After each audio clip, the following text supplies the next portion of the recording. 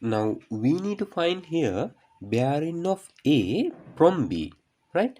But first of all, what the information they given us, let's mark that. Now they tell no, bearing of B from A is 40 degree, right? Now very careful when you find bearing, always try to find from where they observe, from where they see it, right? Now they tell like this, what the bearing of B from A, no, so that means from A here, from this point they look B, right? So you need to mark this 40 degree where it is, what is that angle, like that. So uh, this is the way, bearing of B from A. So go to from A, so here, and put the pen like this way, right? I mean like this way, A, right? This is the from, which point, from where, that point, and put your pen to north, right? Here they tell no north, so north, and then like clockwise turn your pen like this way till to meet that the letter, what the bearing of what, bearing of B, right? That means that angle you need to mark as 40, right? From A, put to north line and turn till to meet B, right? Like that. So this angle is 40 degree. So I will mark here, this is the 40 degree. We will write normally with the three figures, right? And this is the bearing they tell, right? Clockwise, not the anti-clockwise. You must get always, you need to start from north, and clockwise you need to mark. Okay, this is the angle they given us. Now they ask from us what the bearing of A from B. This time from B. So that's why you need to mark first of all here B. At the B you need to mark north line, right? Like this way, north line, right?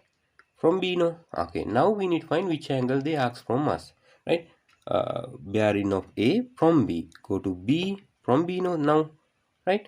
From B and put to north line, and clockwise turn till to meet A, like this way, right? Now they ask this angle, this whole complete angle, right? This angle, complete this angle they ask, right? Again I will tell, they ask bearing of A from B, right?